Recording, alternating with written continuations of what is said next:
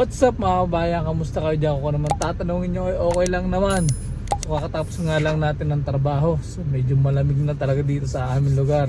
Nakaraan ang dami ng snow. Pero ngayon medyo natunaw kasi nakaraan medyo positive.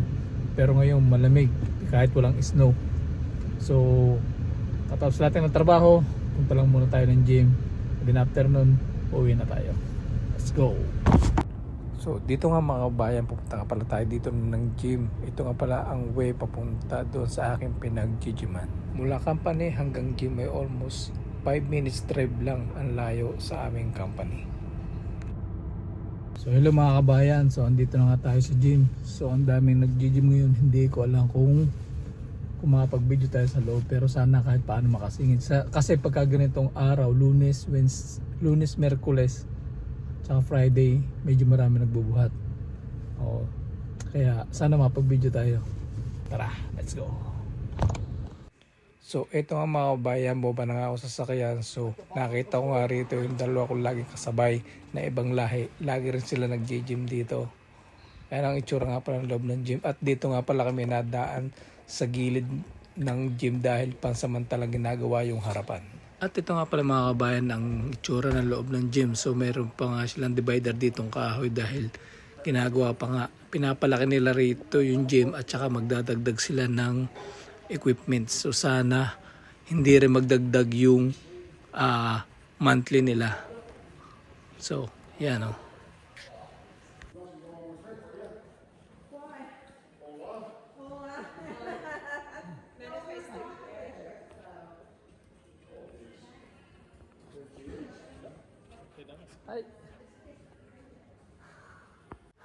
At ito nga mga kabayan, kahit paano nakapag-video tayo dito kasi walang tao dito sa area na pinag-gyman ko. Ang tawag nga pala sa exercise nito ay under barbell row para ito sa ating likod. So ginawa ko nga lang pala itong 3 set to 12 reps. At ito nga uli pala mga kabayan, nakakahuli pala tayo ng video rito dahil halos walang tao dito sa area to. Ang tawag nga pala sa exercise na to ay dumbbell row. So kabilaan niya pala yan. Ginawa ko lang yan 3 set to 12 reps kabilaan. Kung bago ka nga pala sa aking channel, please subscribe, like, and share na po ng aking video dahil baguhan pa lang po ako dito sa YouTube. And then paki-click na rin po ang notification button para update ka po sa aking mga video.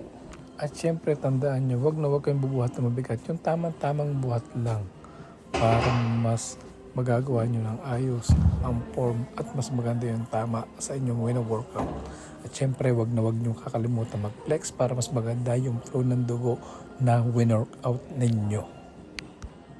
At ito nga mga kabayan, tapos na tayo nag-workout, so pauwi na rin tayo at pinapakita ko lang yung ibang equipment at saka yung loob ng gym. Yan. At siyempre lalabas nga tayo, dito ulit tayo dadaan sa gilid ng gym dahil may ginagawa nga doon sa harapan. So hindi ko na kung kailan matatapos yun.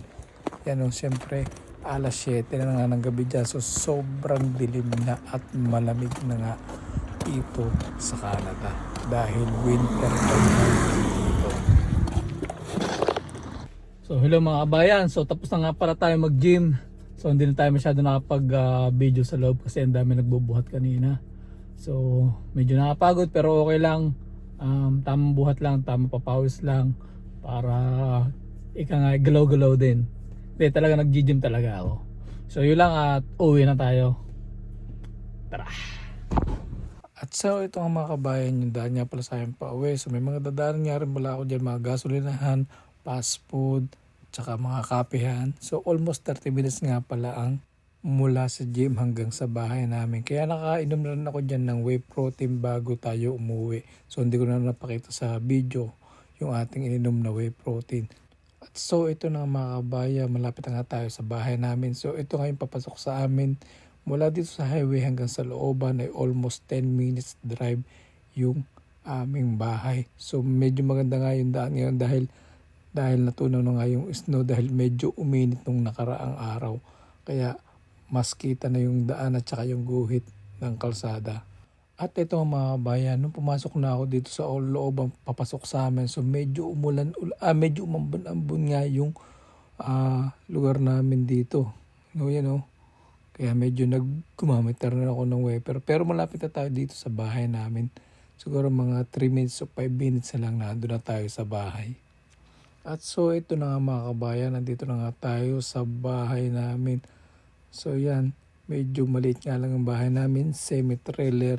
At ayun nga pala yung driveway namin, hindi pa namin napapasamintuhan kasi mas mahal nga yung pasamento rito. Kaya tiyaga-tiyaga na lang muna sa mga garaba. Yan nga pala yung bahay namin. Yan ang itsura nga pala ng bahay namin. So ito nga mga bayan, nandito na nga tayo sa bahay.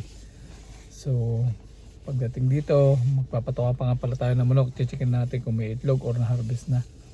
So muna, pasok muna tayo sa loob. Hi Hachi! Hi! Hi Mami! Why? Hi Hachi! Wala sumasalungin kayo, nasa taas na. First my alaga. Bumanggit ang pangalan, alam niyo lang. So, hello mga kababayan. So, pupunta nga pala tayo sa ating manukan. Sisilipan lang natin kasi sabi na patukan na daw at saka napainom na rin. So, papakita ko lang sa inyo yung yung ating manok.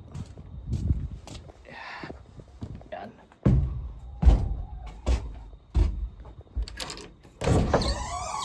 Yan nga pala yung ating manukan. Yan. Yan, painuman nila. Ayan yung kanilang patukaan. Yan, yung kanilang hapunan. Yung tawagin sa atin. At ito yung dito sila na itlog. Yan. Pakita ko sa inyo mamaya dito sa labas. So yan, dito nga pala sila na itlog. Yan, dito. So kada araw nakaka-harvest tayo ng 12, 14, hapon 10 daw. Bali naka-harvest sila ngayon, naka-14 daw sila ngayon. So, yun lang mga kababayan. Always God bless at ingat lagi kayo dyan, lalo sa ating mga OFW.